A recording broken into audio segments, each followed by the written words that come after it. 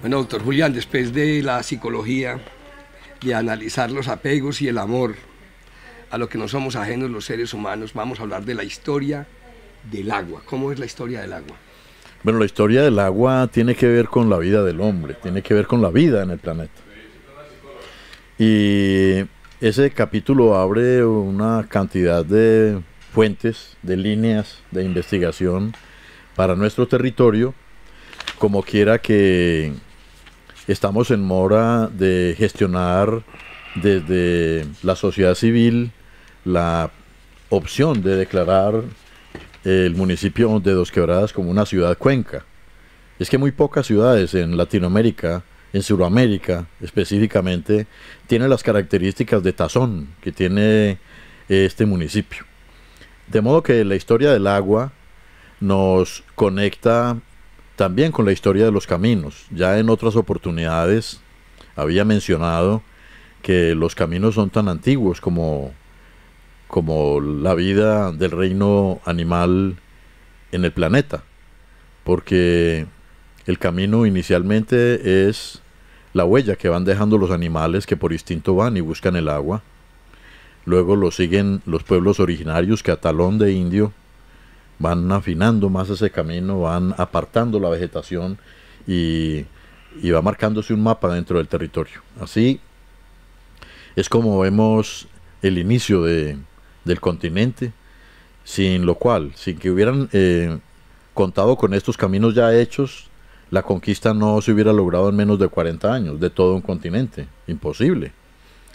Pero ya ubicándonos aquí en nuestro municipio, habría que remontarnos a la segunda mitad del siglo XIX, cuando empiezan los primeros colonos a descuajar el monte en las laderas, porque el plan estaba inundado, eran unos fangales que no era posible transitarlos, de modo que entonces empezamos a ver ocupación humana en las laderas de Sabanitas, del Alto de Sabanitas, al frente en el Alto de Filobonito, La Cima, La Fría, que era el camino antiguo que comunicaba con Villarrica de Segovia, donde estaba la mina de oro en 1800, y las fincas del plan, principalmente en la Romelia. Y al establecerse colonos ya ahí que tumban el monte, montan su casa y establecen una familia, la tarea fundamental que hay que hacer es empezar a tumbar agua, guadua, romperla, convertirla en cocas, e ir conectando desde la toma del agua hasta la casa, y eso era un acueducto de kilómetros. Esa era la manguera. Esa era la manguera de esa época. La manguera de esa época, cocas de guadua. Eso, y el agua fluía permanentemente, y la médula que tiene la guadua por dentro servía para purificar también el agua. Le daba un potencial mineral muy especial. Mire qué curioso es. Mire qué curioso es. Y la guadua generalmente era verde. Claro, verde, para poder que dure más. Claro, sí. Y más húmeda. Eso, es más húmeda y entonces se conserva más tiempo. Entonces, podríamos hablar nosotros que hubo centenares de acueductos rurales, familiares, en ese sistema. No eran los acueductos comunitarios que tenemos hoy, sino que eran acueductos individuales. Familiares, sí, eran individuales, de familias. Cada quien lleva la quebrada y traían las cocas de agua. Conducía el agua tiene razón, eran a veces kilómetros. Sí, claro.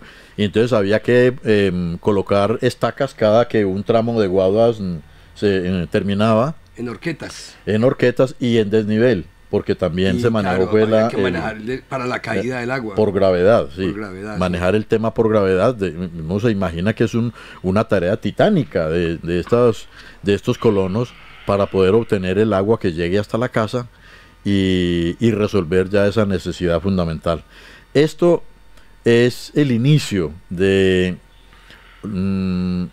la maduración, digamos, del colono, al entender que él puede resolver también esas necesidades que hoy en día se verían solamente como bajo la responsabilidad del Estado, ¿sí?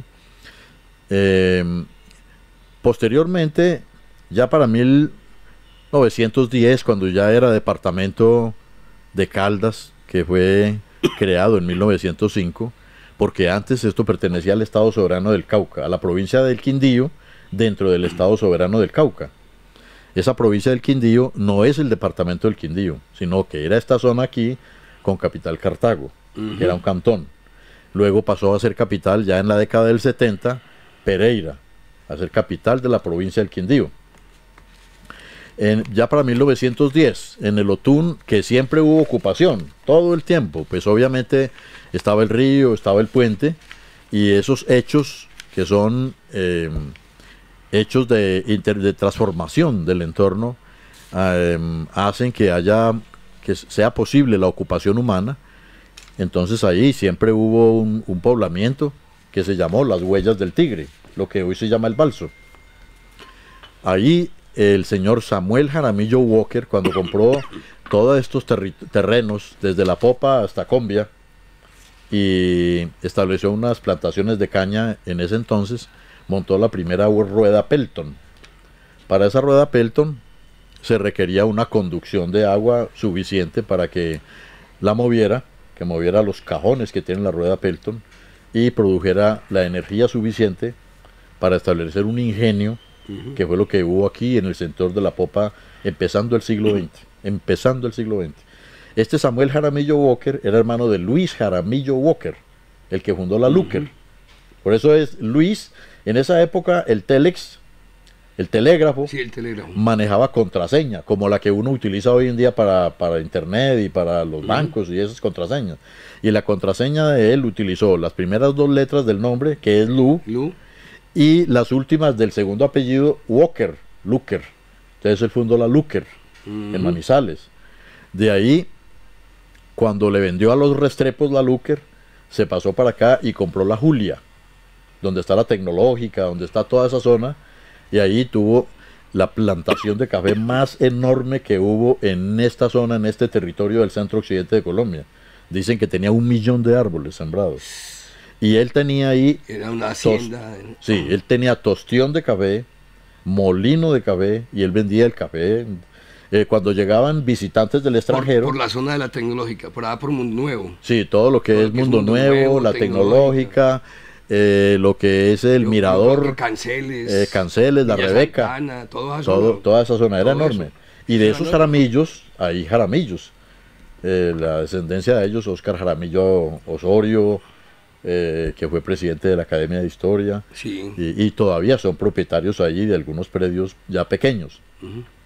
Este Luis Jaramillo mantuvo relación con el exterior, en Estados Unidos, en Europa, y entonces, al calor del hermano Samuel, logró también establecer su Pelton acá, porque él tuvo Pelton, Luis Jaramillo tuvo Pelton allá, conducción de agua, canales de regadío, sistemas de riego. Ya estamos hablando de sistemas de riego en 1914, 1915. Esto, los que quieran ahondar la información, está en un libro titulado Blue Book, el libro azul, que está en Londres, está exhibido ese libro, ya es muy escaso, está en Nueva York. Era un libro en inglés, y es el que muestra por primera vez los atributos del café, de la zona café de aquí de Colombia, la suavidad de ese café, y cómo empresarios como Luis Jaramillo Walker mostraron que era posible generar una industria agrícola rentable e importante, que se convirtiera en el primer renglón de la economía del país, ¿sí? Entonces hay condición de agua, volviendo ya al tema de Samuel Jaramillo, que tuvo ingenio ahí en esa zona, y para 1914 esa conducción de agua fue el punto de partida de la primera planta eléctrica que hubo en el Balso, cuando eso se llamaba... Acá en Dos Quebradas, ¿no? Claro, en Dos Quebradas. Es que la zona del Balso, Otún no, porque no había sido ocupado, porque era imposible, eso estaba lleno de piedras y un humedal, el río Otún un pantanero. Pero existía. Sí, claro, el río Otún tiene miles de años, y el Balso se llamaba Las Huellas del Tigre. Y ahí se inauguró en 1914 la primera planta eléctrica para alumbrado de Pereira y para el suministro de energía motriz, para un establecimiento llamado El Polo, para unas panaderías, para la fábrica de mosaicos Alfa. Antes era todo con vela. Todo era punta de vela o de caperuza. De caperuza. O de lámpara de higuerillo, de aceite de higuerillo. Antorchas. Sí. Entonces sí, y al parecer esos abuelos nuestros tenían muy buenos ojos, porque de noche distinguían las cosas también y sabían que era un espanto y que no era un espanto. Y se acostaban a las 8 de la noche, ya estaba dormido claro, todo el mundo. Y si tenían que recorrer un camino, una montaña en que los tomó la noche o en un tramo de arriería muy largo, no se perdían del camino. Es decir, ellos llegaban a los lugares y sin temor absoluto de nada.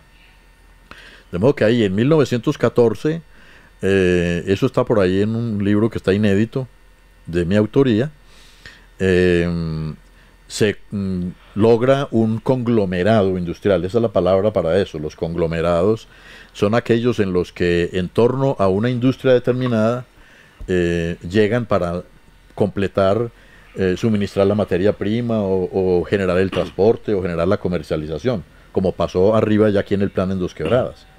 Cuando llega la Rosa en 1948, empieza a conformarse el conglomerado ya con la molinera. Porque la Rosa tenía que traer la torta de soya y el trigo molido, tenía que traerlo de Bogotá, traerlo del centro del país.